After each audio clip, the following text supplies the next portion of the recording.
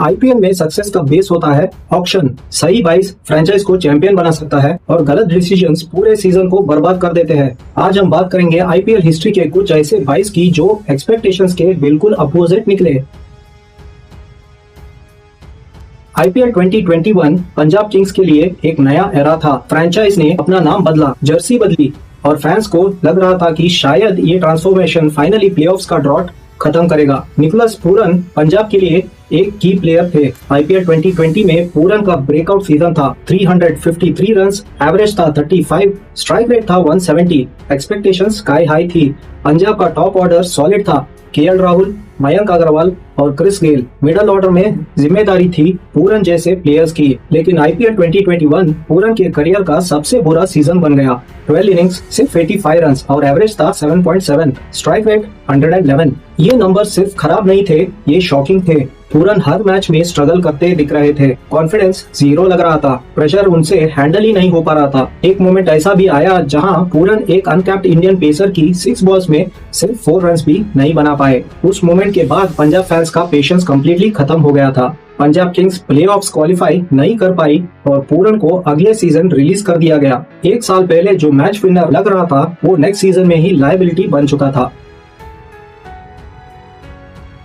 IPL 2021 auction में CSK ने history बना दी। कृष्णा गौतम को 9.25 करोड़ में खरीदा गया, making him the costliest uncapped player at that time.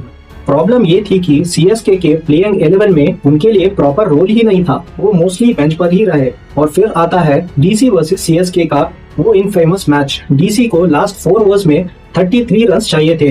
Hetmyer ने लॉन्ग ऑन की तरफ शॉट मारा और एक सिटर ड्रॉप हो गया और फील्डर कौन था? कृष्णा गौतम। हेटमायर ने मैच उनके लिए जीत लिया। सीएसके सेकंड पोजीशन पर फिनिश करती है। अगर वो कैच पकड़ लिया होता शायद सीएसके टॉप पोजीशन पर होती। इन हाइंडसाइट गौतम का आईपीएल सिर्फ एक दुबई ट्रिप, एक ड्रॉप कैच और 9.25 करोड़ का बिल बनकर रह गया। आईपीएल 2022 मुंबई इंडियंस के लिए एक नाइटमेयर सीजन था। टीम लास्ट पोजीशन पर फिनिश करती है और मैनेजमेंट को क्लियर मैसेज मिल चुका था 2023 में फुल रीबिल्ड चाहिए। ऑक्शन में मुंबई के पास अराउंड 48 करोड़ का पर्स था और फैंस को उम्मीद थी कि मुंबई इंडियंस एक डेंजर स्क्वाड बनाएगी। ऑक्शन के दौरान एक नाम सबसे ज्यादा हाईलाइट हुआ, जोफ्रा आर्चर। इंग्लैंड का express pacer, raw pace bounce और डेथ ओवर्स का स्पेशलिस्ट था। मुंबई इंडियंस ने आर्चर को सिर्फ 8 करोड़ में खरीद लिया। उस वक्त ये डील एक स्टील लग रही थी। आर्चर के कंपैरेटिवली कम प्राइस का एक ही रीजन था, इंजरी कंसर्न्स। ये कंफर्म नहीं था कि आर्चर पूरा आईपीएल 2023 खेलेंगे या नहीं।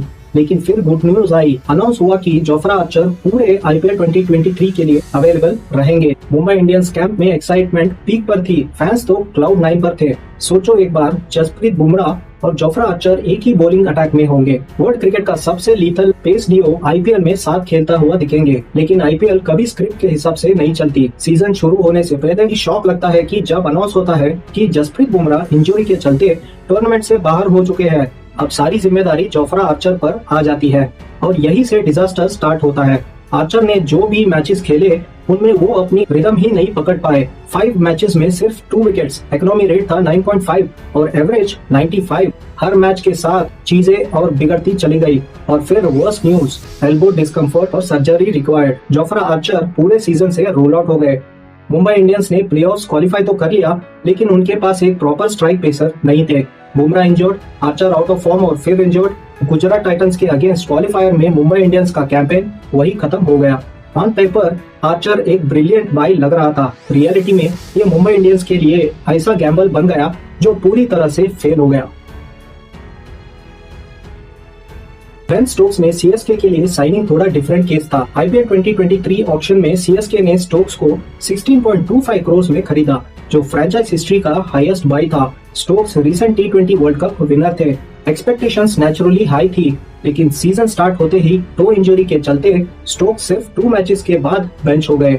जब स्टोक्स फिट हुए तब तक सीएसके का कॉम्बिनेशन सेटल हो चुका था। उनको टीम में लाने से बैलेंस बिगड़ जाता। ऊपर से स्टोक्स प्लेऑफ से पहले इंग्लैंड ड्यूटी के लिए निकल जाते। इसीलिए ये साइनिंग फेलियर कम और अनफॉर्चुनेट ज्यादा लगती है। आईपीएल 2020 ऑक्शन का सबसे बड़ा नाम था ग्लेन मैक्सवेल। 2019 में आईपीएल ना खेलने के बाद मैक्सवेल वापस आए और बिडिंग वॉर शुरू हो गई दिल्ली कैपिटल्स और किंग्स 11 पंजाब के बीच। आखिर में पंजाब ने मैक्सवेल को 10.75 करोड़ में खरीद लिया। वो आईपीएल 2020 के हाईएस्ट पेड प्लेयर्स में से एक थे। ऑन पेपर पंजाब का बैटिंग लाइनअप टेरिफाइंग लग रहा था। K L Rahul, Mayank Agarwal, Chris Gayle, Nicholas Pooran और ग्लेन मैक्सवेल सारे एक टीम में। लेकिन जो ग्राउंड पर हुआ वो अनबिलीवेबल था। मैक्सवेल ने 13 मैचेस खेले, सिर्फ 108 रन बनाए, एवरेज था 15.42 और स्ट्राइक रेट सिर्फ 101। और सबसे शॉकिंग स्टैट ये था कि मैक्सवेल ने पूरे सीजन में एक भी सिक्स नहीं मारा, 0 सिक्सेस। एक प्लेयर जो अपनी सिक्स हिटिंग एबिलिटी के लिए जाना जाता है, वो पूरे आईपीएल में बाउंड्री के बाहर बॉल नहीं भेज पाया। मिडिल ऑर्डर बार बार कोलैप्स करता रहा और पंजाब प्लेऑफ से बाहर हो गई। मैक्सवेल का आईपीएल 2020 परफॉर्मेंस बिना किसी डाउट के आईपीएल हिस्ट्री के वर्स्ट 22 में एक माना जाता है।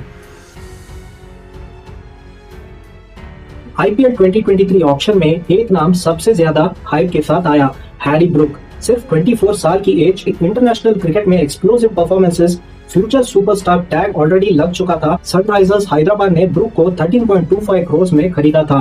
फैंस बहुत एक्साइटेड थे, मैनेजमेंट बहुत कॉन्फिडेंट थी।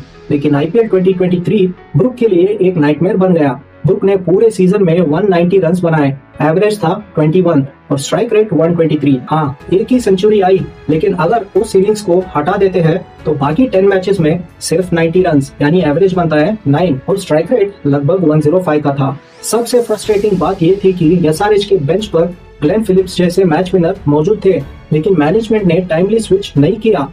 जब तक ब्रूक को ड्रॉप किया गया तब तक एसआरएच ऑलरेडी टूर्नामेंट से बाहर हो चुकी थी। एसआरएच लास्ट पोजीशन पर फिनिश करती है और हैरी ब्रूक आईपीएल से गायब हो जाते हैं। आईपीएल में सिर्फ नाम नहीं, प्लानिंग और एग्जीक्यूशन जीत दिलाता है। अगर वीडियो पसंद आई हो, लाइक करो, सब्सक्राइब करो और बताना कौन सा बाय तुम्हारे हिसाब से सबसे बड़ा फ्लॉप था। Thanks for watching.